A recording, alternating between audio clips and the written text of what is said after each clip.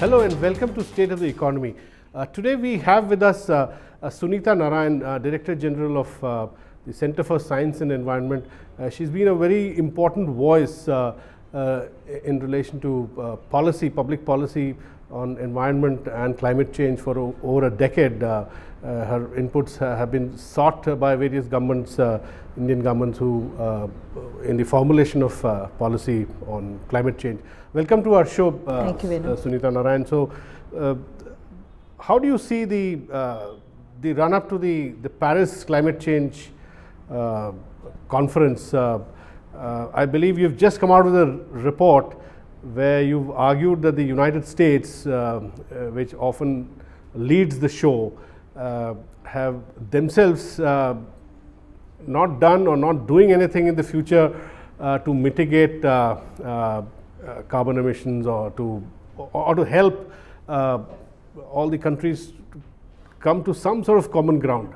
No, Venu, we've just come up with a report, very important report, I believe, because for two reasons. One, the US has been a climate renegade for a long time. It has actually it has walked out of the Kyoto Protocol. It has always said that it will not do anything for climate change. It doesn't even believe it is happening.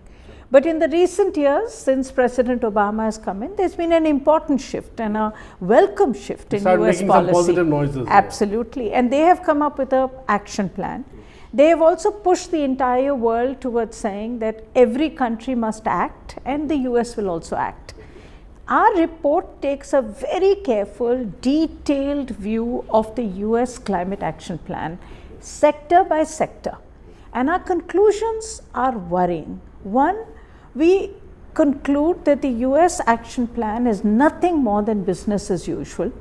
They are doing nothing in addition by policy or regulation to reduce emissions. Actually, the big gain they are making is by moving from coal to gas, which is happening because of market reasons.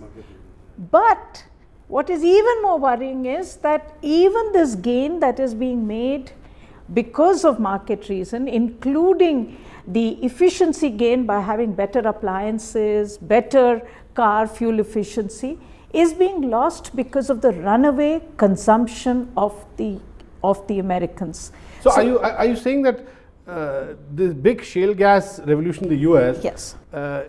Is leading to some improvement, but they are claiming that as a big effort? Is that what you're saying? Absolutely. In fact, the President Obama Clean Power Plan is all about the move from shale gas to coal, from coal to shale gas. And what our report shows is that, in fact, because of, and as you know, the market is basically pushing shale, it's much cheaper. It's the gas prices are at a historic low. You also have operating costs which are lower than coal. And so there was a natural shift happening. And our report and analysis shows that, in fact, the Obama Clean Power Plan is even less than what would happen by business as usual. So that's our first big criticism. Have you shared this with the government, Indian government, which is going into the negotiations? No, absolutely, we've shared it. And the reason we've shared it, Venu, is something which is even more worrying. I mean, as I said, the US consumption will eat up all the gains of emission control.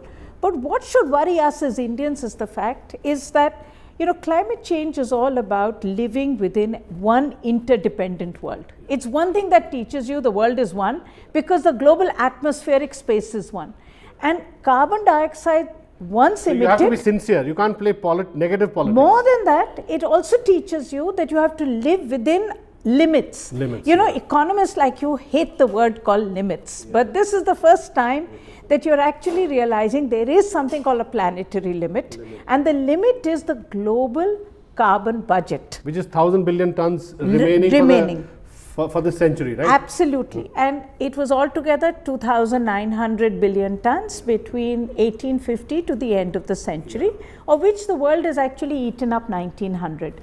Now, and also at the present level of consumption, we'll finish this 1,000 billion ton budget in about 30 years, right? We will finish it very quickly, and the point now That's in why Paris the US is needs to exactly, reduce consumption. and the question in Paris is that if the US does not have an ambitious level of reducing emissions, it will continue to appropriate a large disproportionate share of the global carbon budget, the remaining budget, which will leave no space for us. Countries like India, large parts of Africa will require more space beyond 2030. But at current rates between the United States, China and Europe and Australia and Canada, there will be nothing left for our growth beyond 2030. India and Africa. And we are at less than 2 tons per capita per we are less than 2 year. tons today, and all projections show that by 2030, even if we were to do speeded up economic development, we will be about 4.5 to 5 tons. So China at that time will be 12 tons per capita. Okay. Now tell me, where does the real problem lie? You have also done an interesting calculation which somebody has quoted about the US-China bilateral deal on climate mitigation, etc. And I believe that deal, if you study carefully, it means that the two will occupy nearly 60-65% of the remaining carbon space over the next 30-40 years. Is that true? Well, not as much as that, but a significant proportion of it. And the deal basically is a deal of two big polluters coming together to say we will equalize our level of pollution, and we will equalize the carbon space that we will consume totally. So they will both consume about 17.5, 18% of the carbon space, whatever is the global space between 1850 to 2100. Now just imagine if the US does that, China does that, and Europe does that equally, then what they are basically saying is the rest of humanity, all of India, all of Africa get nothing. So what is the solution? The solution is to fight in Paris. The solution is for the Indian government to be very proactive, to be very clear that Paris is not about, it is about the right to development.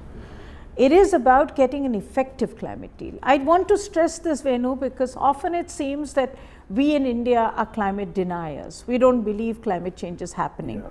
But we are put on the defensive even before the conference. Absolutely. Saying that Indians are negative, they are not participating in a positive frame of mind. Absolutely. And I think this is where I see the change happening in the Indian government. And well, I want to stress also made very aggressive absolutely contribution. It made an aggressive contribution in terms of its INDC, which is its commitment to reduce emissions. But I think India must also be very clear that we are climate victims. Yeah. Okay, I mean, you are beginning to see today devastating weather events. You are seeing unseasonal rain, you are seeing erratic rain, you are seeing extremely cold weather, extremely hot weather. Right now in Marathwada, you have the worst drought happening, you have prolonged heat happening, you're getting... so in a sense, what you're saying is that there's virtually a gun to our heads, that you agree to whatever the developed countries want, and if you don't, then you're in any case suffering all these big climate related events, right? But I think we have a gun to their head as well, and that's what we need to use. The fact is that if climate change is about the global commons, if they don't reduce, we won't reduce. If we don't reduce, then we will continue to emit. They can do nothing about it. And if we continue to emit, we will all go down to a common hell. I think the world has to come together in this agreement of equality, in an ability to say this is an interdependent world. We need a fair world. We need an ambitious climate deal. And the Indians cannot be bullied, particularly by countries like the United States, because it is the US which is today driving the entire world to a rock bottom level, where all countries are putting their level of ambition as low as the United States. Okay, so how do you see India's contribution, nationally intended contribution that that's been made. So how do you see that panning out? I mean, see, we looked at it very that practical carefully. enough, or I think that's the big question. There are two major elements to it. I mean, in terms of its emission intensity reduction, it is a very fair INDC. It basically puts India and China at the same level of emission intensity. Of GDP. Of GDP. That's a very fair I think both position. will reduce by about 35%. They will reduce 60, we will reduce about 35. Yeah. But in terms of actual numbers of GDP to emissions, we will both be the same in 2030. So that is, I think, a very fair burden sharing. I think the question for Indians has to be twofold. One is our commitment to grow forests to be carbon sinks. We have put a very ambitious number on the table. I think it's a good thing that we've done so. We should grow forests. But the problem in forests is that forests are India's, not our wilderness areas. They're our habitats. Very poor people live in our forests. Tribals live in our forests. Very poor communities live in our forests. So you cannot treat India's forests as carbon sinks, or say that I'm growing trees because I'm going to sequester carbon. You have to look at forests as a livelihood for poor people. And that whole strategy, the Indian government still has not been able to come up with. So that's take a one. purely transactional view of. No, you can't, because these are people's livelihoods. They get all their basic material of life from there. You need to build them, you need to grow them, but with people's not just participation, but with their control. That would be one.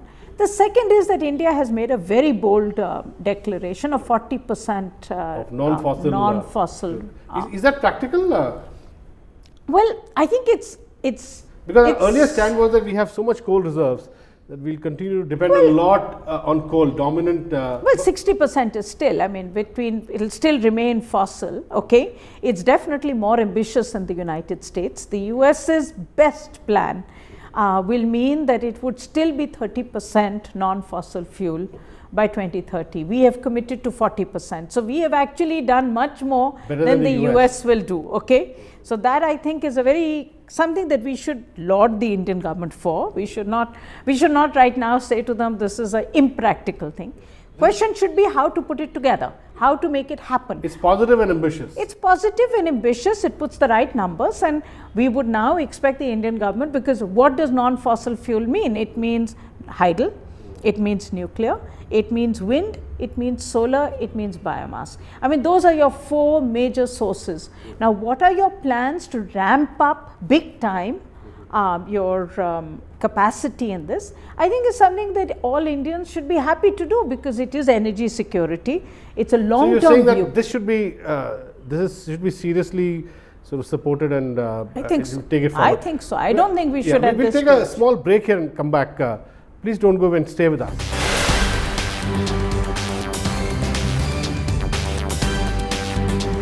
Welcome back to State of the Economy. We are having a conversation with Sunita Narain, Director General of Center for Science and Environment, on the upcoming climate conference where India is making a very, very ambitious contribution. So Sunita, you were talking about the Indian contribution, and you said that 40% of our energy basket by 2030, if it is non-fossil fuel, it's a big development. Now tell me, in the remaining carbon space that we have, which is about 1,000 billion tons that you said,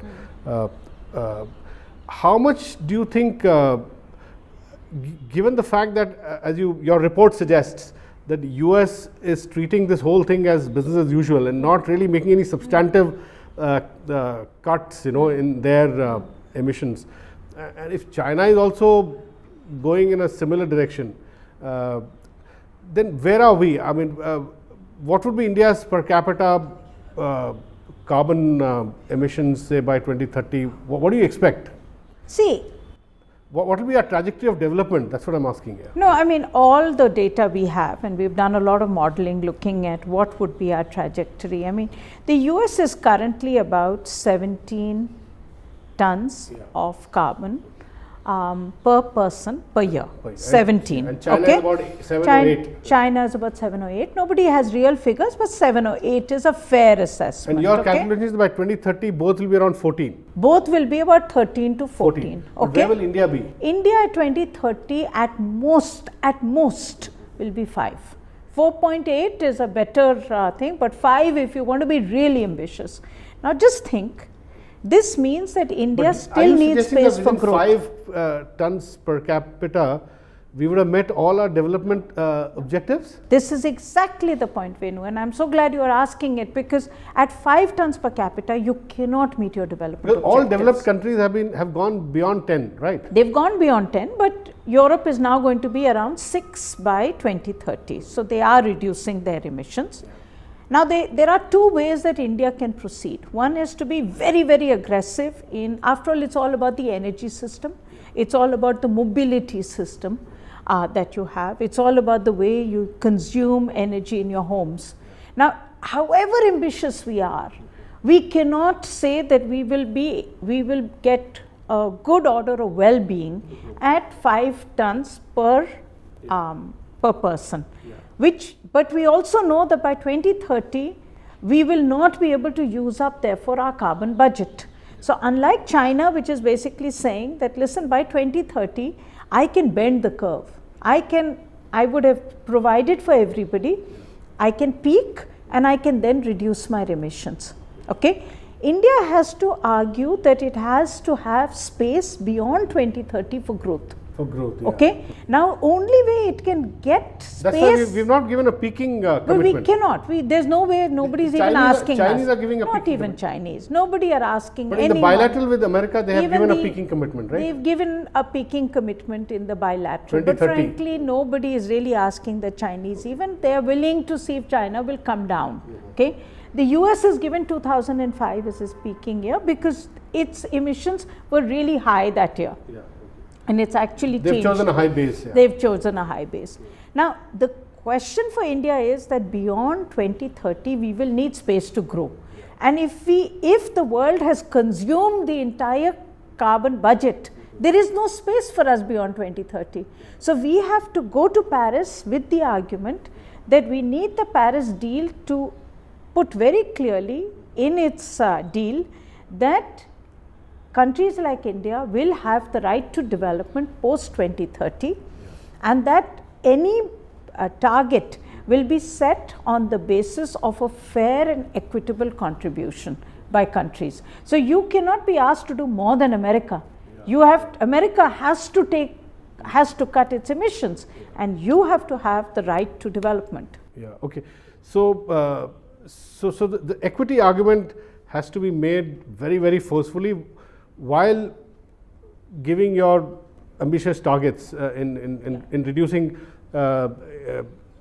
carbon emission intensity of Absolutely. GDP, right? So now tell me, now embedded in this whole framework is also the highly controversial issue of whether technology and finance and in what form will it be available to, especially to countries like India and Africa.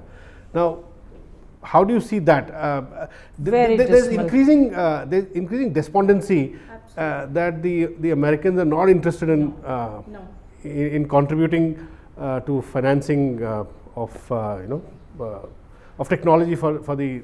Venu, can I give you an instance on how shameless the world is?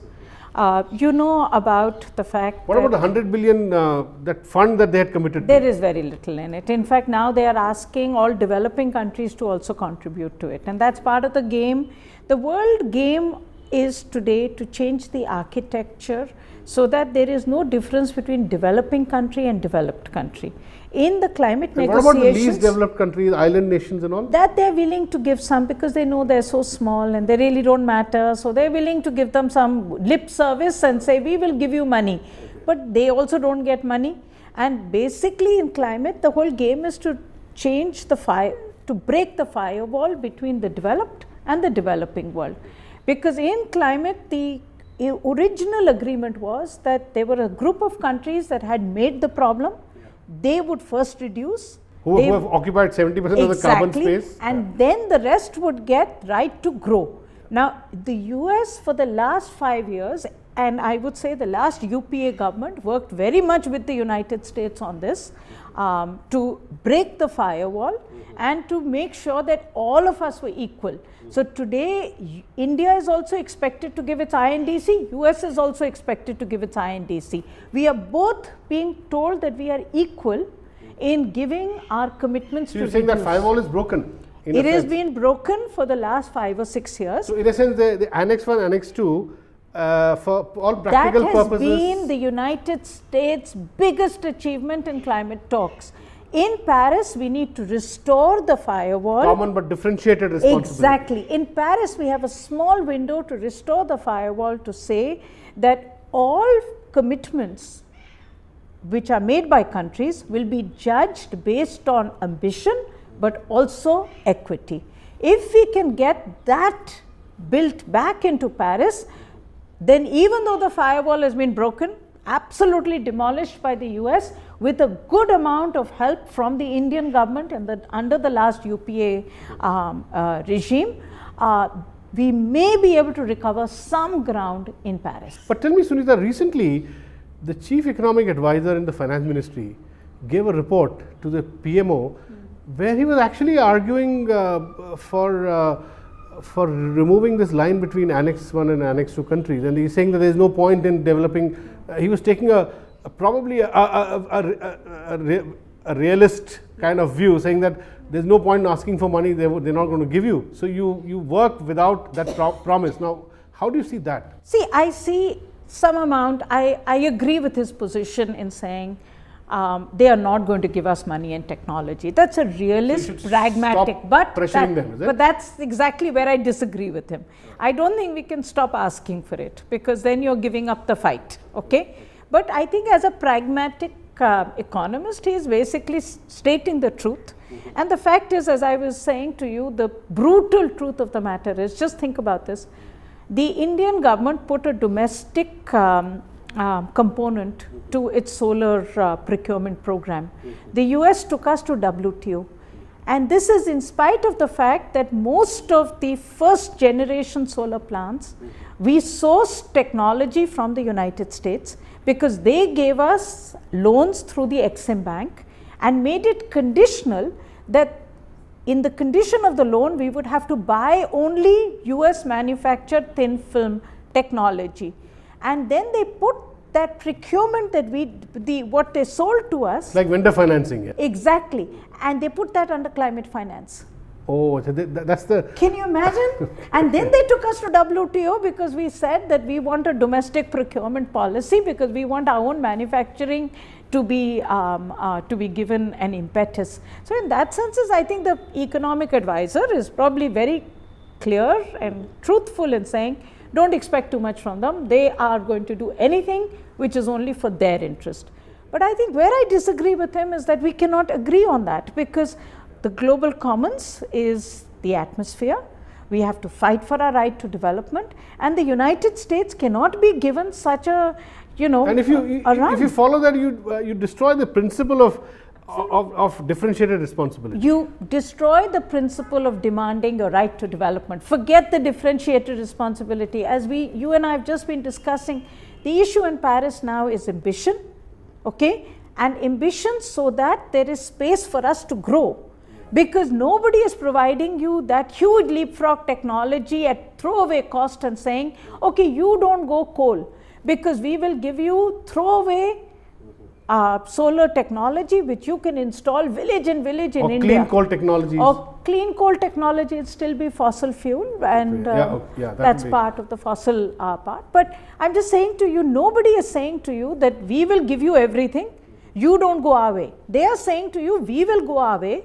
We will continue to do very little to reduce our emissions, but you don't do it, and you won't even get paid for it, and you won't even get technology for it. Which means that if the Indian government agrees to this, we are actually signing a death warrant to the development of India's future generations. Tell me, Sunita, where is China in this? I believe analysts say that China has one leg on the other side, which is Annex 1 with the developed countries, the US, and one leg this side. And they are doing this very tightrope kind of walk, balancing They're doing a brilliant tightrope walk. I think the Chinese have actually shown their commitment, in my view.